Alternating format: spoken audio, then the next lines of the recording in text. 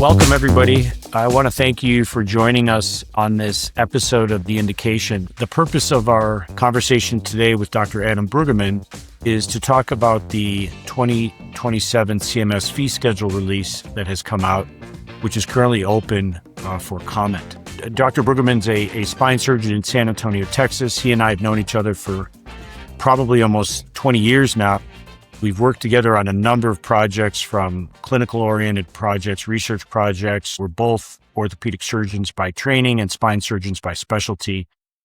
Adam has had an extraordinarily visible role as the Advocacy Council chair for the American Academy of Orthopedic Surgeons, I believe from 2023 through 2025, and has also testified in front of Congress on behalf of physician and patient by default advocacy position. So Adam, before we get into the conversation about the fee schedule comments, maybe you could just tell us a little bit about your background and what got you interested in healthcare policy, regulatory, and advocacy.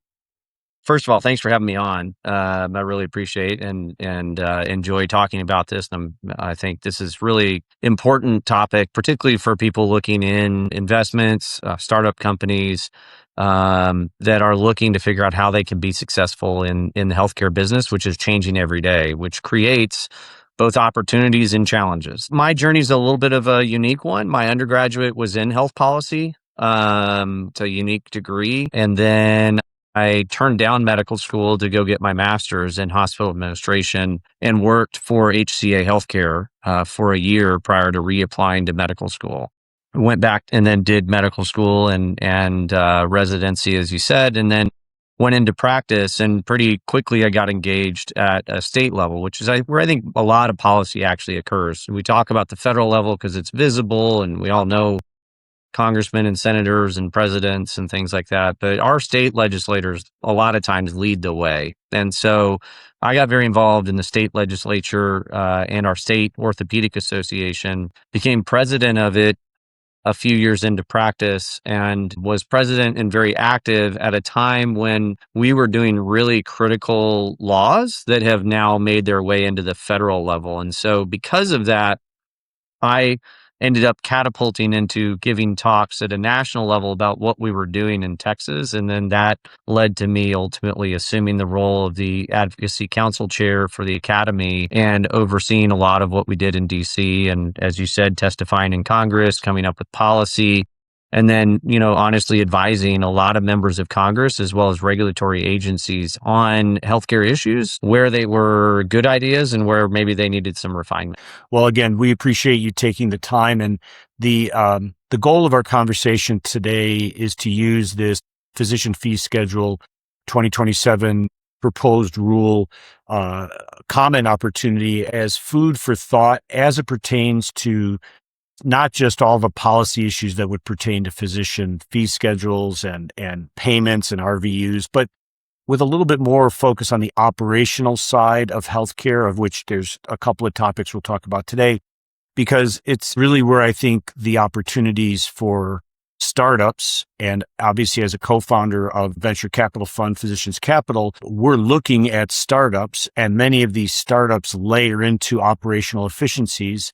And many times people build companies based on regulatory opportunities, which open doors and some close. So what we're going to try to touch on a little bit is, where does this regulatory language, maybe some ambiguity, maybe some specificity, create an investable asymmetry, an opportunity for an entity to come in?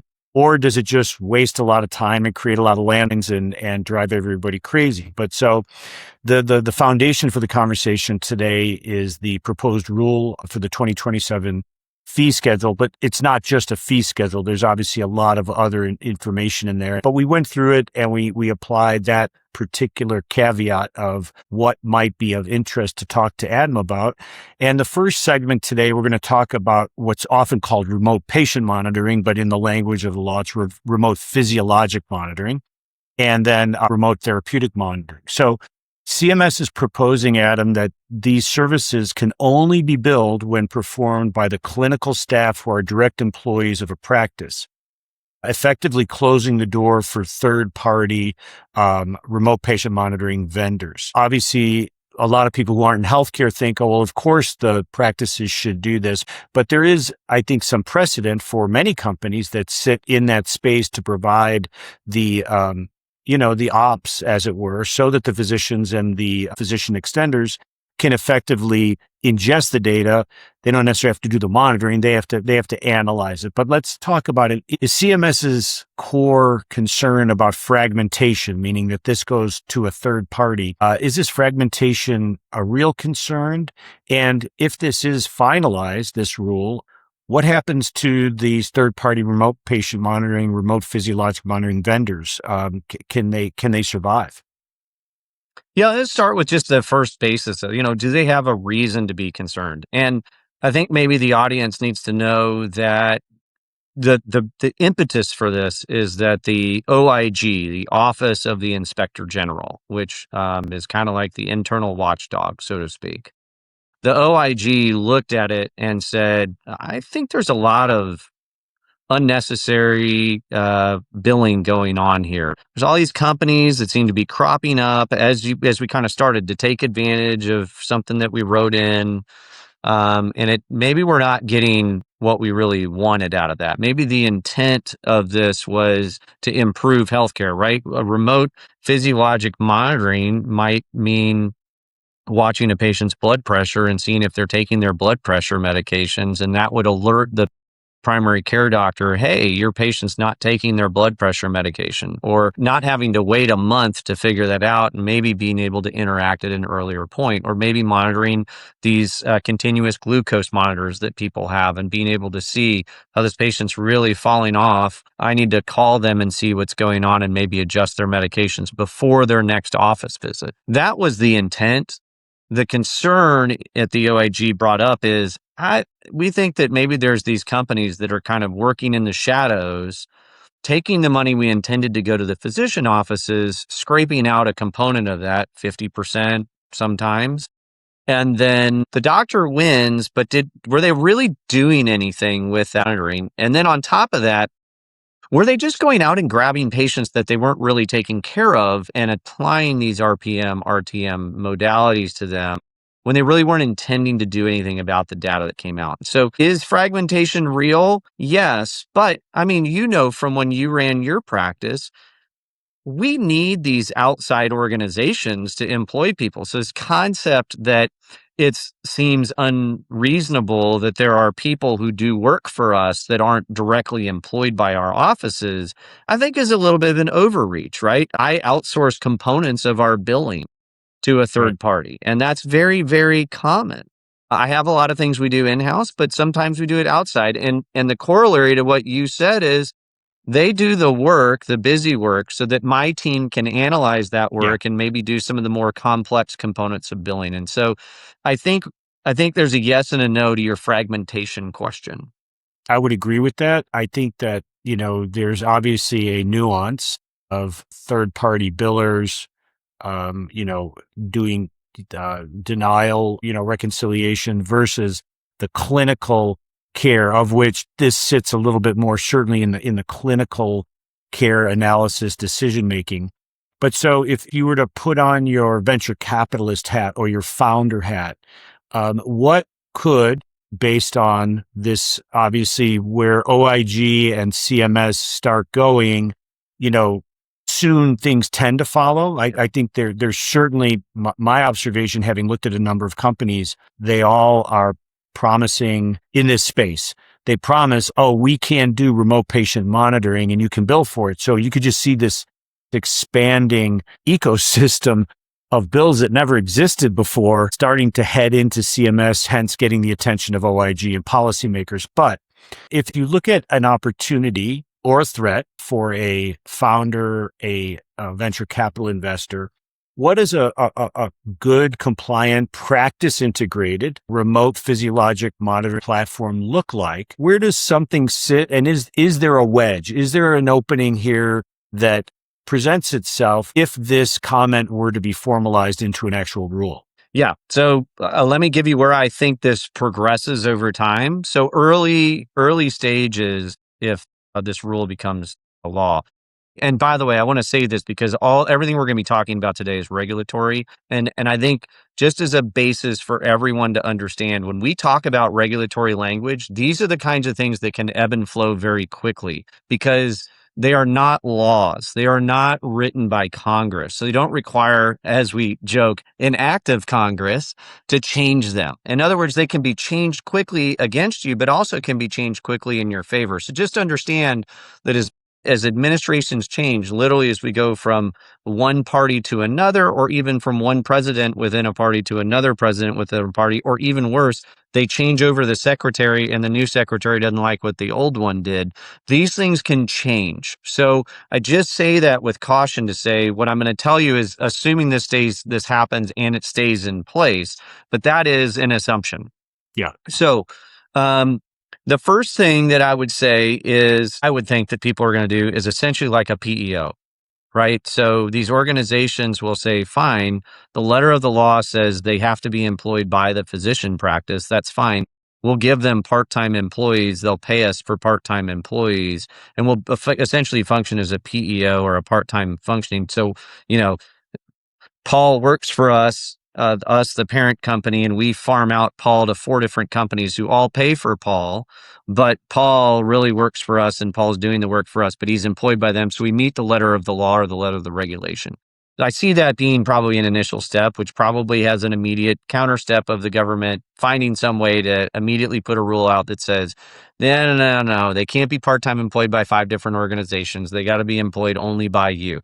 That may happen, but I would say that's the first, easiest, fastest way without having to really revamp your system. The next go around, or what you should be investing in as you do the PEO process, is figuring out how you become a service that makes the current staff of the physician's office cheaper, right? So if I own one of these RPM, RTM companies, I'm paying for labor and I'm paying for my software and I'm having to capture and recoup all that cost. The government is saying you can't employ all of that labor, so I can shift that labor cost onto the doctor, but I can in turn provide some sort of a software or a service, and I can make their employees more efficient. I can create triage and alerting processes that alarm them so that their staff is doing the work, but I'm trying to keep it as minimum as possible so that at the end of the day, the total amount of cost to them is the same. They pay a little bit extra for some staff in-house. They pay a little bit extra, then they pay a little bit to me, maybe less than what I charged before. My net as a company, as the RTM, RPM company, is the same as it was before, and their net is the same as it was before, if you can work that out. Sure. So I think you start to look at how do I become not a labor force, but now just truly a software solution that makes that doctor's office more efficient and helps them bill for those services in-house. In Physicians Capital, we're aiming at things that tend to, be stair-step laddering up to these efficiency tools in the operations of healthcare delivery that ultimately, like you said, might sit currently on the remote physiologic monitoring company side of the ledger, but they could build a product soon enough that sits over here that is part of the offering and effectively requires far less human manual labor to execute upon. Is that fair? Yeah, and now your EBITDA and your net margins and everything start to go up as the founder of a company, which theoretically makes you more attractive. You're working on much better margins than you were previously. Great. And you're not at the whim of labor costs. You're putting that labor cost back on the physician practice. So I think that there's an opportunity there if people want to start to solve that problem. You ask about a wedge, that's the wedge. Okay, let's shift to segment B of our conversation today on the indication, reimagining the annual wellness visit.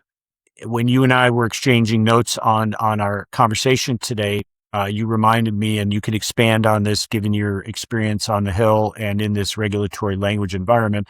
This is a request for information based on this topic. So this I presume you can comment maybe just quickly, if you could, on the difference between a request for information versus an actual proposed rule. Yeah, so requests they're not intending when they finalize this rule, which is going to happen sooner than later. When they finalize this rule, there probably won't be anything on this. They're just asking for information. In the final rule, they'll comment on all the feedback they got. So everybody Okay. who puts a comment in will show up and they'll say, "Here's all the feedback we got. We're going to put that into consideration." And next year's preliminary rule, proposed rule, may have an actual functional rule in it where we're going to have some sort of actionable item. They're just getting information for probably planning for next year. Very good. So just to set the context here, CMS has floated the idea of using clinical AI to turn the annual wellness visit from a once a year transactional event. You go in, you get your exam, and then come back a year later into a more continuous data driven preventive function, which is always the idea is along the earlier conversation to continue to monitor people over time. But, in fee for service, this is still a single visit that's approved one time per year.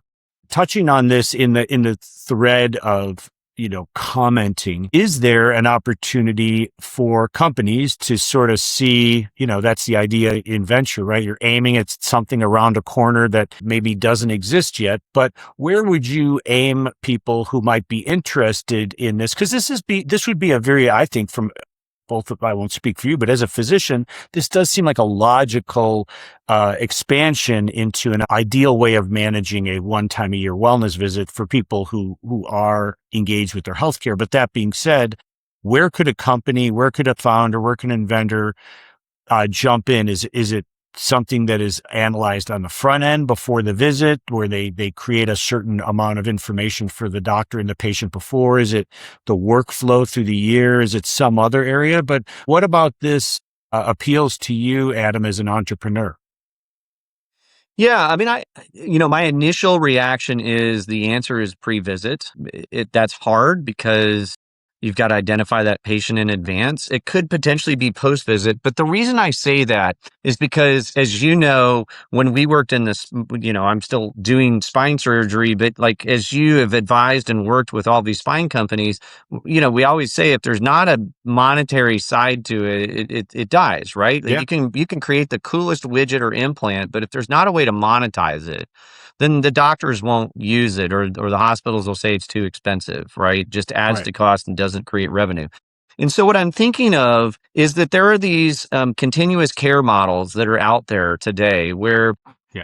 a primary care office can identify a set type of certain complex conditions, that those conditions can then be managed over the next year until the next annual wellness visit.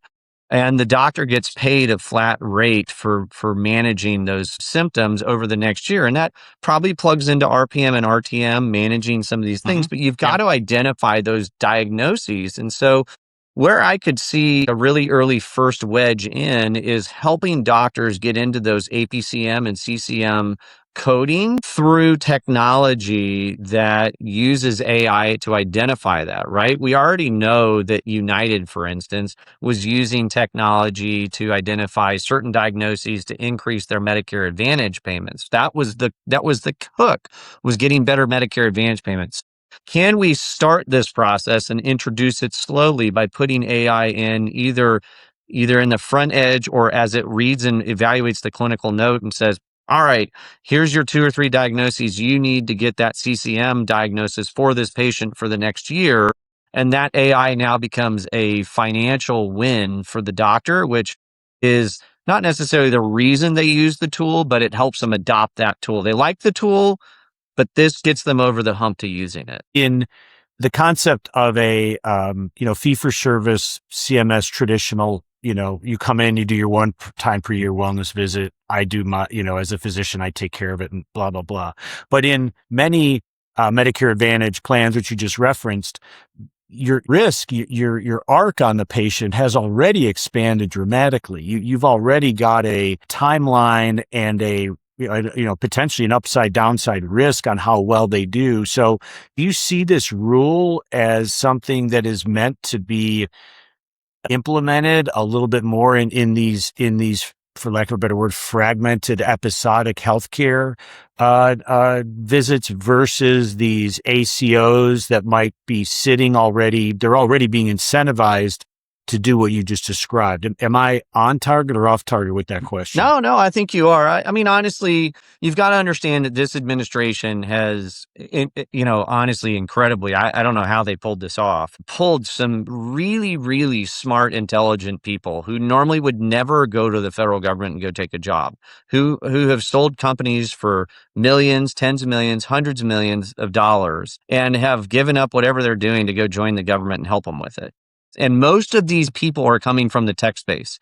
So as they are coming in outside healthcare, looking at healthcare issues like Medicare Advantage, like the cost curves of Medicaid and things like that, they're applying technology solutions. And so to your point, I think they're looking at this and saying, how do we apply tech, AI, reduce, allow a doctor to see more patients because they don't have to do as much work, get more money. This administration is very interested in getting more money to primary care doctors. How do we get more money to primary care doctors? Well, maybe we get them access to more primary care dollars through continue these care management programs through ACOs. So I could see it working across the board. The answer is they're going to apply technology and AI to every aspect of medicine, and they're looking for ways to do it. So the good news for a FICAP or a startup company is you are right in the sweet spot right now with this administration. If you can identify solutions, and I would say the caveat to old days was it was just identifying a solution. This group's a little bit more savvy. They've all done startups. They all know all the games everybody plays. They want to see real, true cost savings at the end of the day. They're willing to invest, but it ultimately needs to drive some sort of improvement. It can't just be like what they're saying about some of these RPM and RTM companies. It's just doing something to gather revenue, but it's not really moving the needle as far as reducing complications, improving outcomes, reducing cost. Wonderfully stated. Okay, our last segment is a little bit of a shift of gears regarding reimbursement uncertainty, the context of software as a medical service and interoperability. So Medicare has proposed to treat the algorithmic analysis of existing lab data or software as a medical service. So the analysis of the data, treat it separately from the actual testing, the getting your blood drawn and getting it tested. When doctors analyze that data in their office, they usually have a patient in front of them and they have a visit, et cetera. So they tend to do that. Now there are technologies that are layering in that can assist the doctors in the clinical decision, in the clinical analysis. So I have a couple of questions as we get into this, but the dilemma that this seems to open up is the fact that if you separate that algorithmic analysis of the data, the interpretation analysis and recommendations what to do with the lab data, the local Medicare administrative contractors set pricing for things in their regions. Now, when I read through this, Adam, I spent a little extra time on this, and I'm sure you have, but I'm still a little confused about whether or not this comment, this rule proposal sits in the clinical side, like our side, the office side of medicine, versus do you think the lab cores, the quests, et cetera, are going to offer this algorithmic analysis and push it out to the doctor? So maybe the first comment I'd like to try to elicit from you is this really a diagnostics vendor business area space concern, or is this something that will be ultimately layered into the clinical billing on the physician care side? Yeah. So let's talk about what the SAMS or software as a medical service does today. So right now, if you get complex lab data, so that might be, and I think the easiest one to think about is genomic lab data, right? You get this massive study of genomes and you get it's not as simple as what was the patient's glucose today. This is more, we get this really complicated DNA analysis and it gives the person the entire genome. The analysis of that was done typically through a AI machine or some sort of machine that would analyze that, and then would pay for it under a nationalized payment system called the CLFS, which is the clinic lab fee schedule. Right. Okay. So the lab fee schedule is in the physician fee schedule. So this is largely not being billed by physicians. This is but it bills and it gets categorized in that same area. What they're wanting to do is pull it out of that. And if they categorize it as software as a medical service, then that becomes the property instead of under the CLFS where it has one national payment, it becomes the property of each individual MAC or Yeah. each local or regional administrator of Medicare.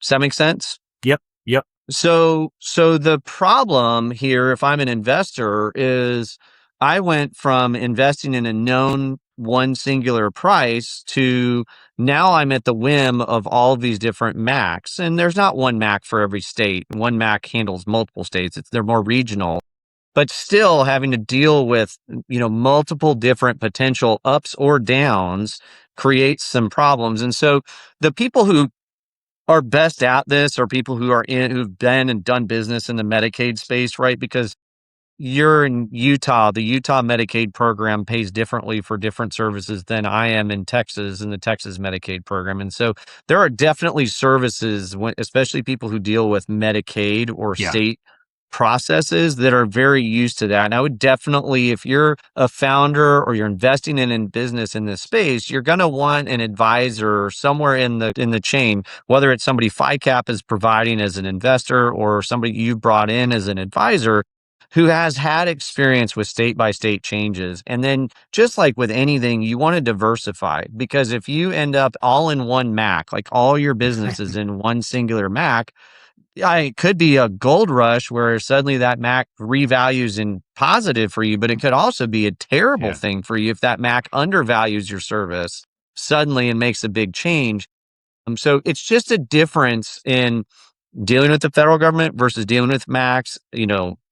The MACs do take data and information in from physicians and from companies. So you still have the ability to influence, but you're going to have to diversify and get some people with maybe some experience you don't necessarily have on your team Yeah. today. Well, and I appreciate you for framing that up, and it makes perfect sense. And we and myself personally, but the fund finds this area particularly interesting. We have one investment to date so far, and it's called BioReact. It's in the bioreactor space that Mhm. provides basically AI machine learning driven efficiency analysis into those entities that are using the bioreactors to optimize production, optimize experimental yield, run a bunch of scenarios. So as the idea of personalized medicine, as increasing complex disease lab tests begin pulling up, I think there's opportunities for companies to if you will, sell into the laboratory space as these kinds of machine learning software as a medical service. But your point is well taken that the regional reimbursement for these, you need to be very careful and eyes wide open in terms of navigating that space. And I thought the same as I read that too, that the people who have experience with Medicaid adjudication administration and revenue for those, which often sit under a capitated plan anyway, which makes it even more complicated because it's a zero sum game in that respect. But that's great advice. So let me, for the final just question here, buried inside that same segment was this issue of interoperability. Mhm. And, this has been technically mandated by the federal government for many years, but it really hasn't apparently had an impact on slowing duplicate testing. Like if somebody shows up in your office, Adam, and they had a test done somewhere else, if they can't get at it or you don't know about it or they forgot to tell you it was done, which is usually the most common, you would use order because you need that test. And the federal government is proposing, CMS, from what I read here, is proposing to try to attack that inefficiency, which is fair, through Medicare payment policy, penalizing and limiting payments when duplicate tests are ordered. So there's two things that I would like you to maybe comment on here. One, supposedly with interoperability, you should be able to find those tests if they exist within the recent time frame, the last 6 to 12 months. You should be able to find that if you can find where the patient was prior to your encounter. I don't know that is happening yet, but that seems like an interesting angle to minimize the fact that it's even being duplicated, number one, or which tends to happen in healthcare. You just create this compliance checkbox bot that, says, oh, this was ordered, but it never tells you where the test is or what the result is. But so maybe you could just expand on how you read that language and where you see opportunities or risks. Yeah. So I literally last week I had, I got to meet with Dr. Oz again, here, and he came to San Antonio. So we got to catch up. And he talked again about their initiative of kill the clipboard. He mentioned it again, and I've heard him say it several times when I've been in their offices in DC as well. And they are tech focused, as Health and Human Services currently is very highly tech focused. And they're looking at some things like this. And the example that immediately came to mind that he and I talked about is in spine surgery, the Medicare only pays for a lumbar brace I can't remember if it's every 5 years or every 10 years. And somehow I'm supposed to know whether or not the patient's received a brace within that time period. But if they see a duplicate, if I give them a brace and they find that they got one in the last 5 to 10 years, they don't pay for it. Yeah. So it's not like this is a totally new idea. I just think there's a renewed focus on that concept. And I will tell you, this administration would love, if they can, either through this administration or carryovers into the next administration, to create a national electronic medical record where you would have access through some sort of, again, maybe what we've learned through Bitcoin and the protections we have on Bitcoin, but some way that we can protect that information that you have, and you can go and see you in Utah, and then they come and see me in Texas a month later because they moved here or because they got into a car accident here in town and needed to see somebody urgently, and they can have, hey, I've got my medical record. You can see everything Paul told me, and you can see every MRI I've ever had, and you can see all that stuff. So don't repeat things, or don't say, oh, that looks weird, I'll need to get another image to confirm it, if you've already got the data you need. And so interoperability is going to be true across all aspects of healthcare. Anything you can find as a tech company to make it interoperable, to reduce spending through reducing duplication. I'm telling you, this administration is all ears on those types of ideas and concepts, and will really do well. This is just about lab, but I think this is a theme across the board for this administration. Well, it's funny. In my preparation for our conversation, I hadn't thought of this, but another company, we've made 3 investments to date, but one of the 3 is a company called Compliant RX, and it sits in the DME, the durable medical equipment space, which is fraught with overordering and duplicate and just pure fraud. Like it's big time. So, and I was unaware prior to us doing the due diligence and ultimately investing in the company, I was unaware how high of an audit risk these companies are that are in the durable medical equipment space. The glucose monitors, the sleep apnea machines, CPAP, et cetera. But that being said, typically, if I read between the lines here, the government tries to employ the carrot and the stick kind of thing. And if you can show a potential customer a return on investment by just simply lowering their audit risk, lowering the likelihood of a penalty, because as you know, the penalties in Medicare are cumulative, right? They reverse back. When they find one penalty, they say you've probably done this 10% of the time for the last 5 years. So in that context, this to me, and I welcome your input, this one seems fairly less risky of the stroke of the pen risk that you described. This one seems to be everybody with common sense, both sides of the aisle could kind of get behind this, regardless of who's running CMS or HSS. Yeah, and I think the concept of a universal medical record has been around for decades and it's crossed multiple administrations. So this interoperability idea everybody wants to do, it's just a question of when the technology will catch up that we feel comfortable that a foreign actor or a hacker is not going to be able to get in and get that information and use that against our public, right? That is the biggest hurdle, is just protecting the information, allowing you to have access to your information, but at the same time protecting it from people who might want to use it in ways that are not helpful. Yeah.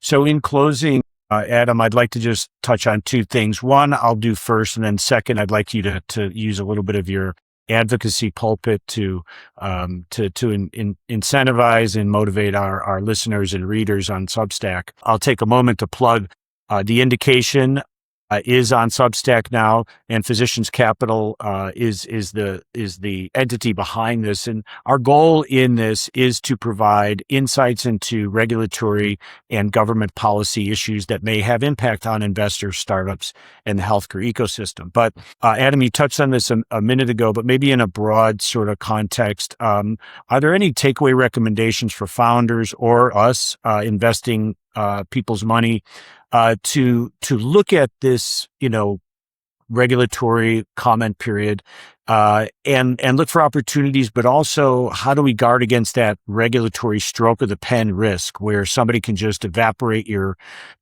business with the stroke of a pen? That'll be the first, and then the second, if you would just comment in closing about how powerful people can be, the physicians, to comment on these things. We'll talk a little bit more about that. I love the second question. We'll get to it, but let me answer the first one.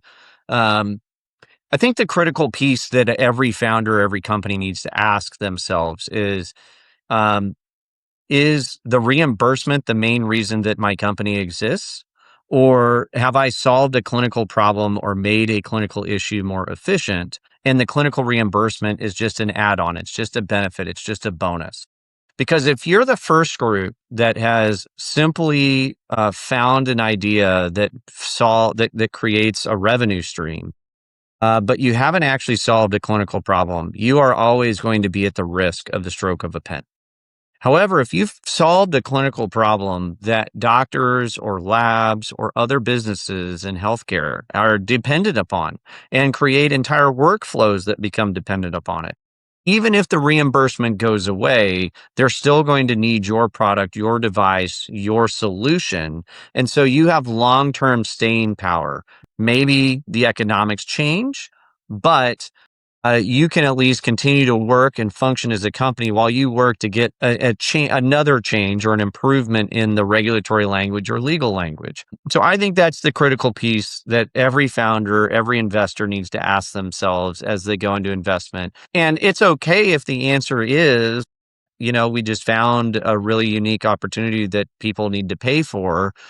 But you have to be more guarded and understand the risk associated with that type of a company or that type of an investment. On the comment period utilizing physicians, it is critical and it is important. Every final rule you'll see, it says, here was our proposed rule and here's the feedback we got. And they'll summarize it, but they will talk about all the various feedback they got and how that changed or didn't change their opinion. And so being engaged on this process truly does change the world. As I spoke about earlier, this system only works based on the grassroots efforts, based on the people who are actually in the field doing the work, providing the feedback. They can't possibly be experts in every part of every aspect of American life. And so healthcare is complicated. The decisions that we make have ramifications that we cannot anticipate. And so doctors need to say, this is how this technology helped my patient. This is what I did differently. Let me tell you a story that wouldn't be true if this rule is enacted the way you have decided to do it. And maybe even offer alternative solutions. Yeah. I understand what you're trying to do. Here's something else that we could do. Those are powerful statements. Companies, founders, investors need to engage the physician community. The story comes so much better from them as they tell the real grassroots, on the ground stories of what's happening in their practices. Fantastic. Well, again, thank you, Adam. I always learn something from speaking with you. The conversation today was incredible. I know it'll be a tremendous asset and benefit to our listeners and our readers on Substack. So we look for the opportunity to connect with you again if you'll have us. But again, thank you for spending the time with us. Thank you. Thank you. It's my pleasure.